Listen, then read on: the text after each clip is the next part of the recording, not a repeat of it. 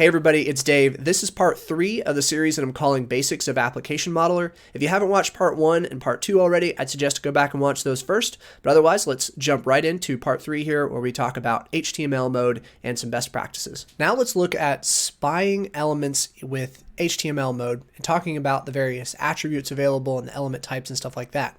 If you're following along with me, I'm going to delete these sections that I duplicated before. So now we're just back down to the original, like 5 or 6 different elements. Now we're working with the Google homepage, and maybe I'll try some other things, but I'm gonna use that for now. And I want to show you some basics about what I do whenever I spy elements.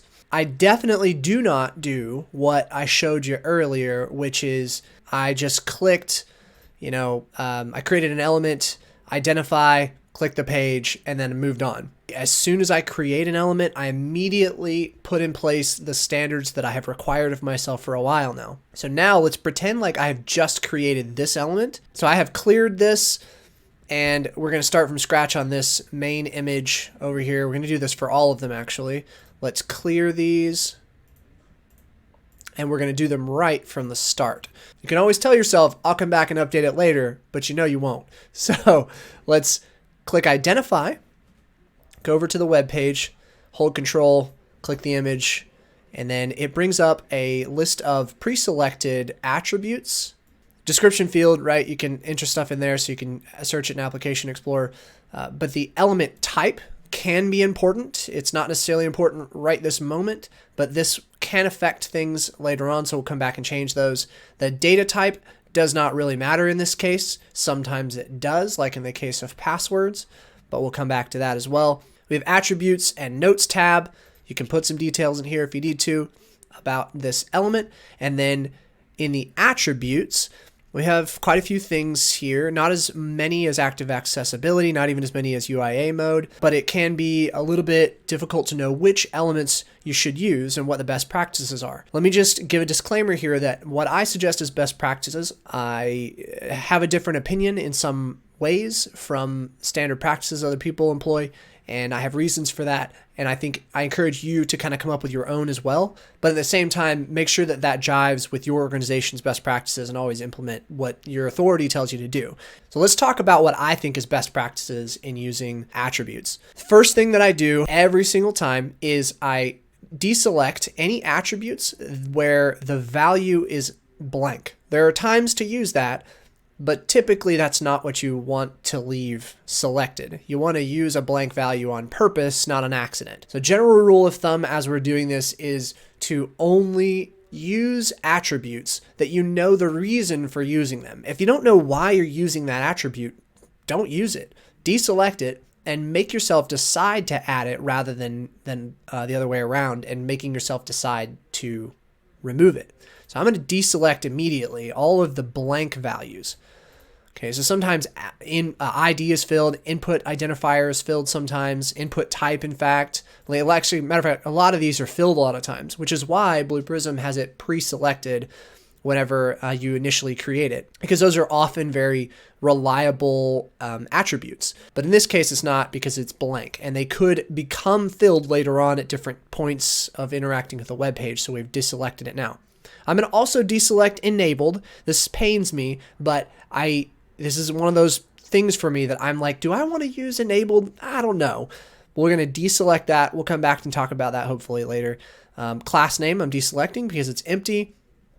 And I'm just going to look around, and then I'm going to click match type again. So I get the 4 that I have still selected here at the top. Let me mention that if it's checked here, right, that means when you go to write a value into the text box, or you go to read a value from a text box, or click a button, or whatever it is, that if this is checked here, then Blue Prism is going to use that to limit how to match that on the page. So if it's checked, that means that element has to have a value of Valentine's Day 2020. So this is probably not going to be a reliable attribute to use. It always has to have a tag name of IMG, a path of this X path, which is the path in the document object model all the way down into where that element is on the page.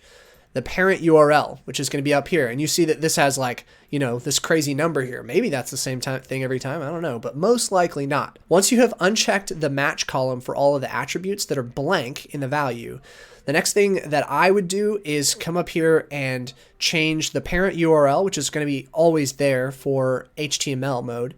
And I typically go to the .com, the .org, the .gov, whatever, and put a star, change the match type to wildcard. So what that does for me is it makes sure that I know that when I am dealing with an element in this web page, this website, any of the pages on it, that it's probably going to be on this domain. And that's usually the case. In this case, I'm only ever working with google.com, right? So like if I go to another page, it's probably going to be google.com/search results or whatever it is.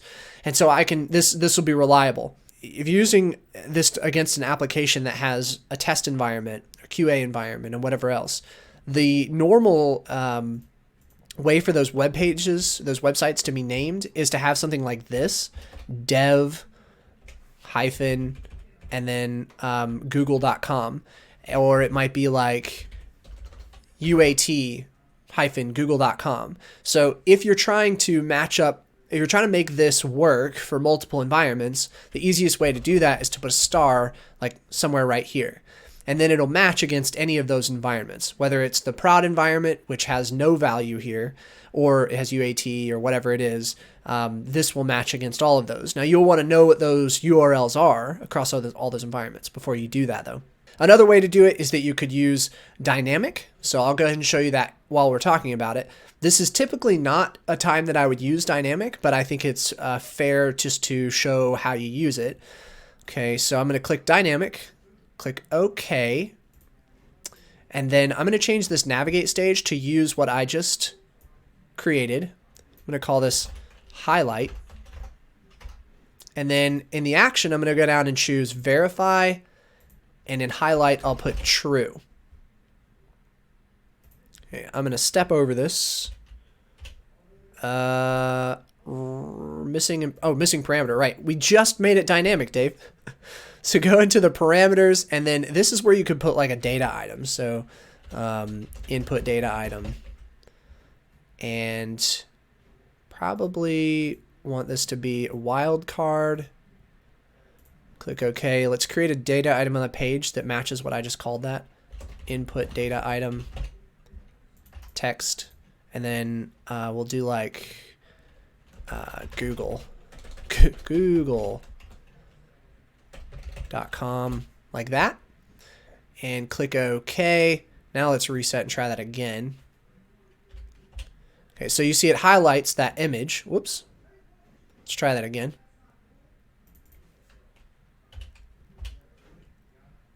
Okay, so it highlighted the image for us. That lets us know like, hey, here's where it is on the page. I found it. So that can be, it's kind of a nice test. What we did with that though is we passed in a parameter into that, and we used a wildcard like we were going to anyways. But what this does for you is that if the names of the environments are very different, then that's a situation where you wouldn't necessarily want to put the value directly into application modeler like this, because this is a hard-coded value. And if you need to use environment variables, for example, you could make this an environment variable, and then this object would take the value from the environment variable in each Blue Prism environment to connect, to be working with a different environment of the target application. So we're back in application modeler. I have organized this to put the match types being true, the ones that are checked at the top.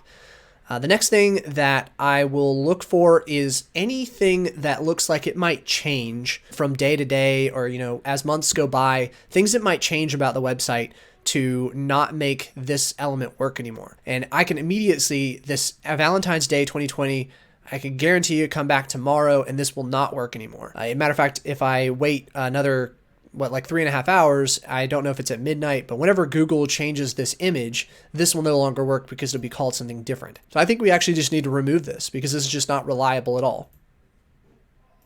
Resort that. So it's looking like we're really narrowing down to the point where we don't even have enough. Let's change this back to wildcard, actually. We want to identify that image, If we feel like there's only ever one image on the page, then maybe we're fine.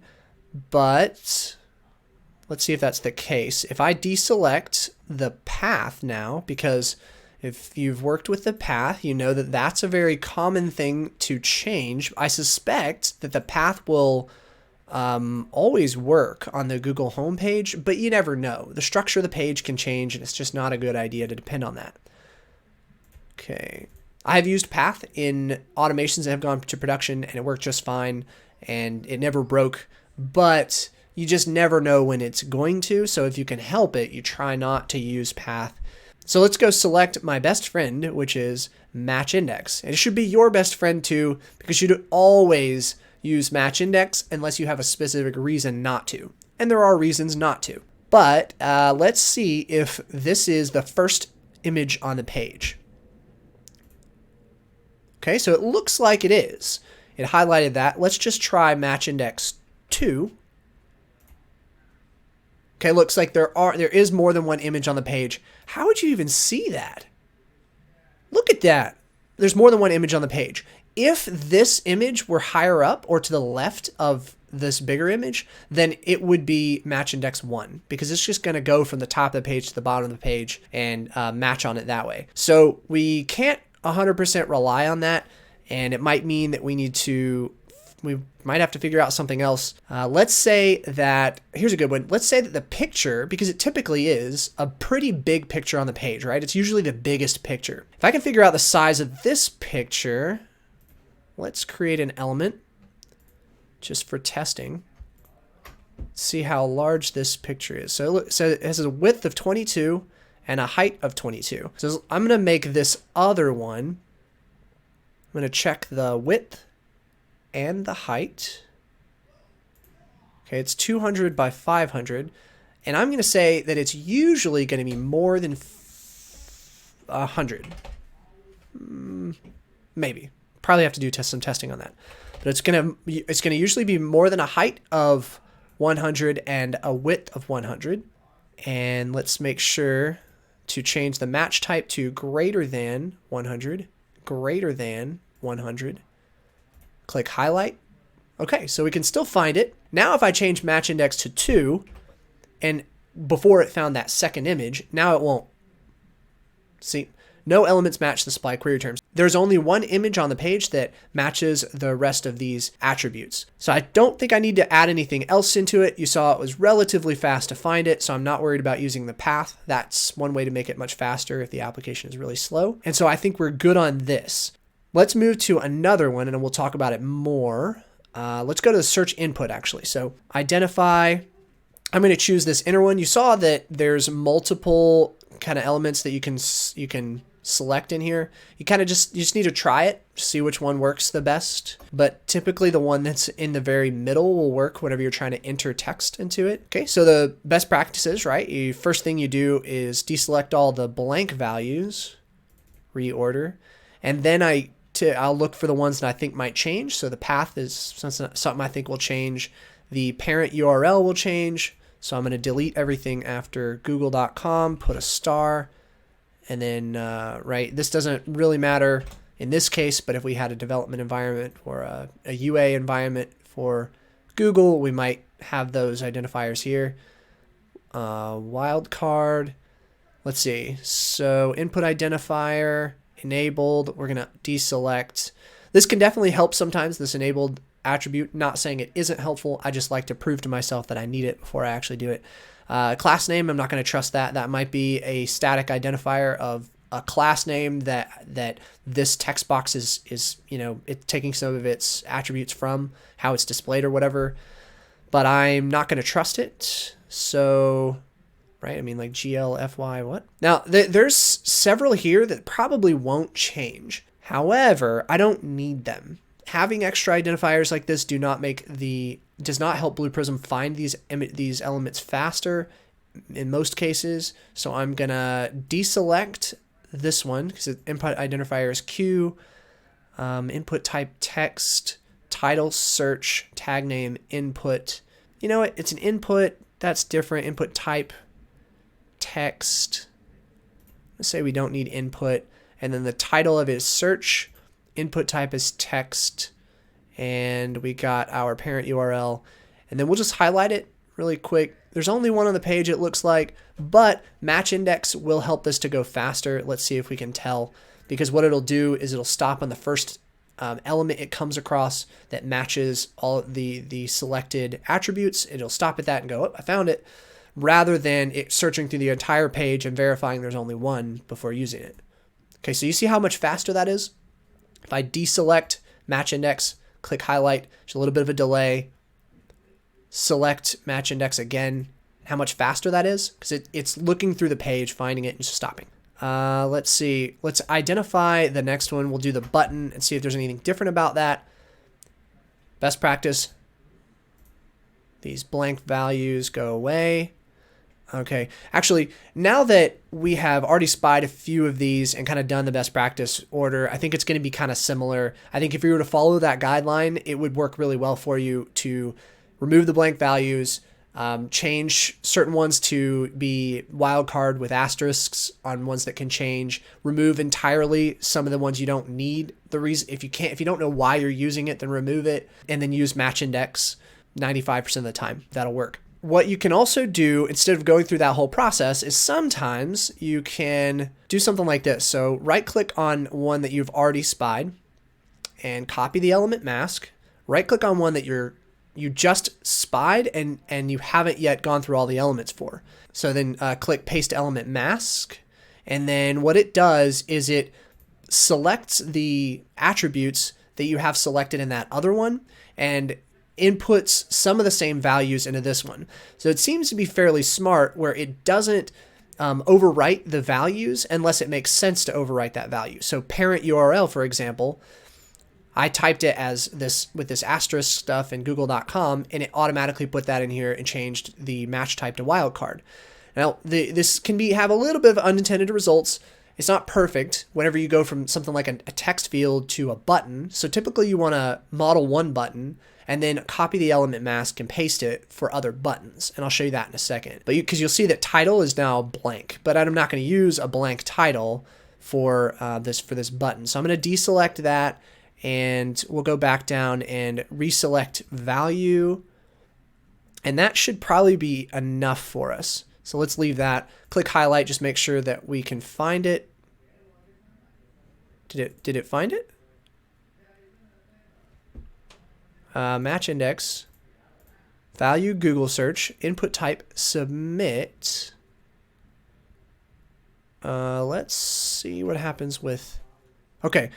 It looks like it's finding there's two elements that effectively have the same name or something, same value, has the same input type, and it's that we're finding the match index 2. So this is actually a perfect example of when there's kind of hidden elements or invisible elements that probably have some function to do with HTML or JavaScript or something that I haven't really dealt much with, but it makes it difficult for us. So what we'll do in this case is use, again, the width or the height or both to help us identify the right button. So I'm going to make the assumption here that that button we couldn't, that was index 1, if I hit highlight, okay, there it is.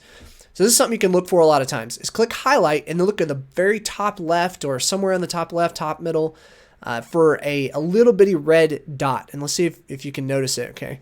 So you see that little bitty red dot right there? That's because the element that it found is like really, really tiny and invisible. I don't know what its purpose is, but it's up there. Maybe it's something that can be used in certain cases. Maybe it's a dynamic element that becomes visible in certain cases, whatever the reason is. But I can choose width greater than probably, something really small like 5, and then highlight. And now it found the right button because this one that was in the top left, the invisible one, doesn't have a width. It's probably 0. So I could probably do greater than 0 really, and it would still work. Let's test that actually. Okay, yeah. So greater than 0 works as well. So I'm going to leave it at that. And now we have this. So now let's copy the element mask. I think we might have to actually paste. Wait, will it work? No. Yeah, so we have to identify this button. Paste the element mask. organize or sort on the match column. And now, so it left the value as I'm feeling lucky because that's specific to that button, but it changed the parent URL and input type's the same, match index 1, the width greater than 0, and let's highlight, and look how fast we identified that second button.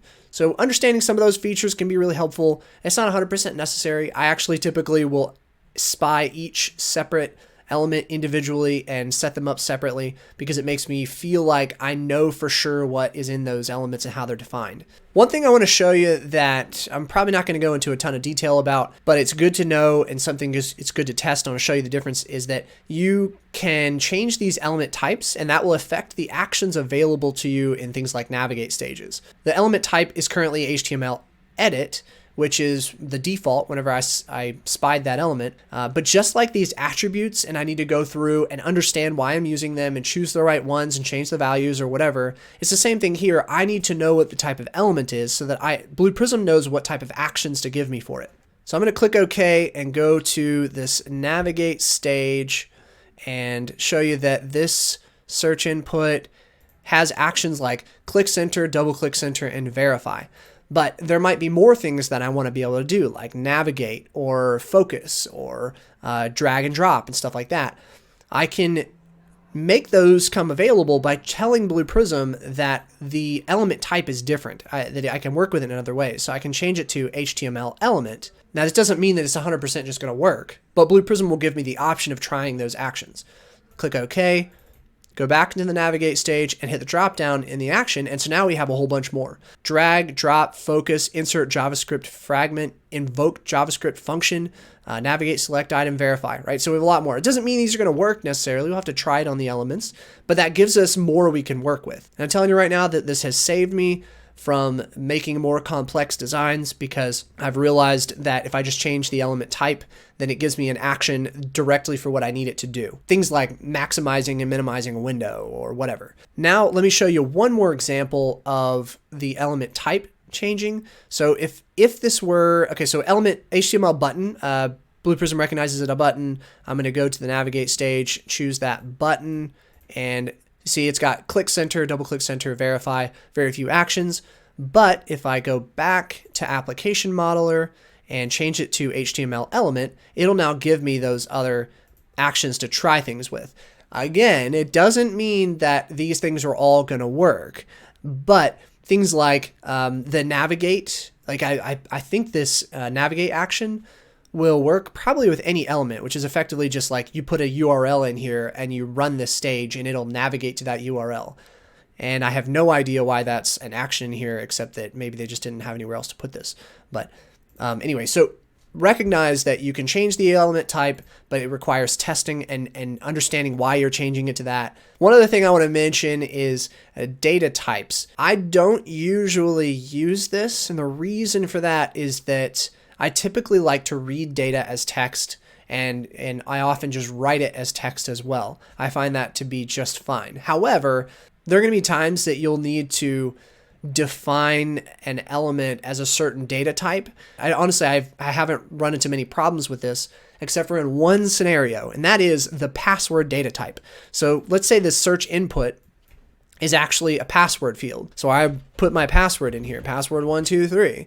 Well, when you define this, Blue Prism's not going to know that that's a password field. How is it supposed to know that? So when you define it, you need to make sure you change data type to password. And the time when this will become apparent that this is an issue is when you're looking in the session logs in Blue Prism later on, way down the road in production or something, and somebody realizes that the password is uncovered. Now, before you freak out, just recognize that in objects, the default stage logging is set to disabled or errors only, depending on how it's maybe what version of Blue Prism we're talking about. If you were to try to write a password into a field, the stage logging is set to errors only, like here, right? It's set to like this, especially if it's set to enabled. Oh my goodness. Then every time it writes that password over into the field, it's gonna uncover the password in the logs. Oh, right. I'm confusing myself. We're talking about a write stage. So in a write stage, if I'm writing into this search over here and I were to have a password like this. And let's say that this is password, some stuff here, set next stage. Okay, so I'm gonna step over. So you see it wrote the text into the web page. So it becomes, you know, unmasked text. If you don't call this a password data type, then in the session logs, it's just going to be recorded as text. If you put it as a password and it goes into the session logs, it'll just look like this in the session logs. It's very important to make sure that that is set as a password data type. Now that I've scared you out of your mind, just recognize it's very unlikely it would be exposed anyways, because the logging for objects is usually just disabled anyways. So it's very unlikely for it to happen, just to let you know. But it's a good practice to make sure that we're as secure as possible.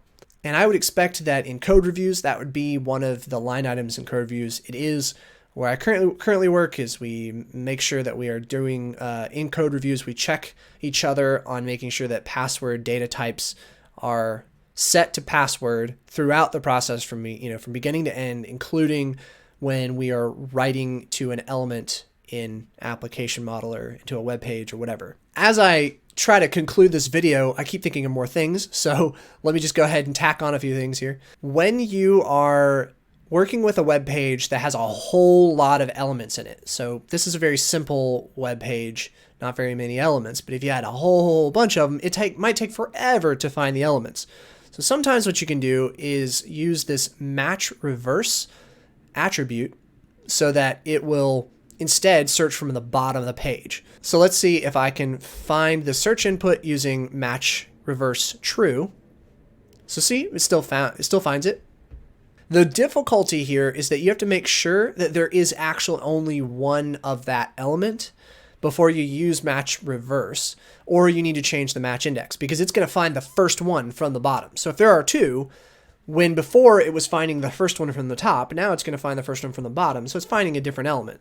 It's important to know that before you use it. If this were a big web page and the search box, search input's way down at the bottom, it would find it quicker. So while we're at it, let me just mention some of these others. Value can be really useful to find some elements, but typically you don't want to use it for any element that can be typed into. If the text, like in this button, can't change without, maybe the web page changes it, right? Like how I can mouse over this. So it might make it not possible to identify the button anymore. If you were to use the value there, like here, we are actually using the value Google search, I'm feeling lucky here. So maybe you don't want to use that. And you want to use some other way of identifying it. You just kind of have to test and see. ID is often very useful. In this case, it's not. Let's see if the button has an ID. Okay, so for whatever reason, this web page doesn't utilize ID, or Blue Prism's just not picking up the ID that's for it. It kind of just depends on the web page. Sometimes it'll literally just say button search, like that will be the ID. And that, if you saw something like this and you make sure that it's actually unique on the page, then that would be a good attribute to use. Typically, you don't want to use the X and Y attributes. That is the location of the element from the top left. All right, so that is defining elements in HTML mode.